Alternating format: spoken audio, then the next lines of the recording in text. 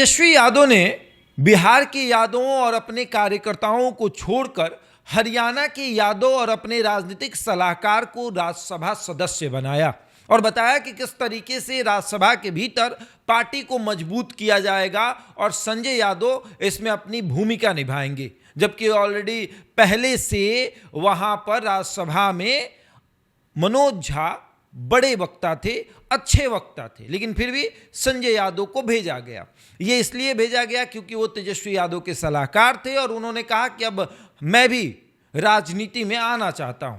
किसी सलाहकार को आपने राजनीति में आते हुए नहीं देखा होगा, लेकिन तेजस्वी यादव ने अपने सलाहकार को राजनीति में लाया और उन्हें राज्यसभा भेजा और फिर खूब चर्चा हुई, यादवों के भीतर नाराजगी भी आई और अब यादव ये सवाल पूछ रहे हैं कि भैया जब राबड़ी देवी की और लालू यादव की सुरक्षा घटा दी गई थी, जब राबड़ी आवास की सुरक्षा घटा दी गई थी, उस समय आरजेडी का एक एक कार्यकर्ता और बिहार के यादव जो हैं वहां पर खड़े होकर सुरक्षा दे रहे थे। उस समय ये हरियाणा वाले यादव कहां गए थे?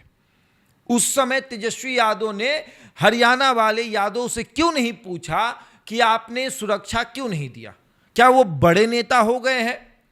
अब वो बिहार भी नहीं आते हैं। आरजेडी का कोई भी कार्यक्रम हो वो बिहार नहीं आते हैं। यहां तक कि अगर तेजस्वी यादव को कोई काम हो संजय यादव से तो उन्हें दिल्ली जाना पड़ता है, वहां पर जाकर बैठकर बातचीत करनी पड़ती है।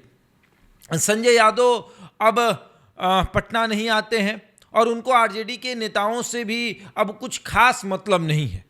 अगर आरजेडी के नेताओं को भी संजय यादव से कोई काम होगा तो उन्हें दिल्ली जाना पड़ेगा या फोन से बातचीत करनी पड़ेगी। पहले संजय यादव पटना में ही रहते थे, वो तेजस्वी यादव के साथ रहते थे, लेकिन अब तेजस्वी के सलाहकार दिल्ली में हैं क्योंकि वो राज्यसभा सदस्य हैं, उनको एक बंगला मिल चुका है, वो अपने उस बंगले में रहते हैं। अपनी राजनीति को सेट करके राजनीतिक रोटी सेक कर संजय यादव दिल्ली में अब शिफ्ट हो गए हैं। लालू परिवार पूरी तरीके से परेशान है, सुरक्षा, आवास, ये मामला वो मामला, उन सब में परेशान है, लेकिन संजय यादव अपने घर पर आराम कर रहे हैं। संजय यादव कहते हैं कि देखिए क्या से क्या हो रहा है। दिल्ली के कार्यालय में वो पार्टी की स्थापना दिवस मना रहे थे, लेकिन बिहार नहीं आएंगे। क्यों भैया?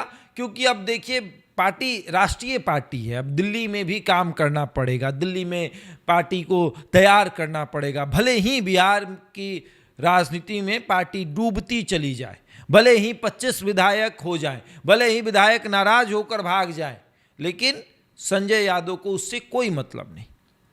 पार्टी के भीतर कितनी बातचीत हुई, परिवार टूट गया, संजय यादव पर आरोप लगे, पार्टी टूट गई, संजय यादव पर आरोप लगा। तेजस्वी यादव ने तेज प्रताप यादव को घर से निकाल दिया, संजय यादव पर आरोप लगा।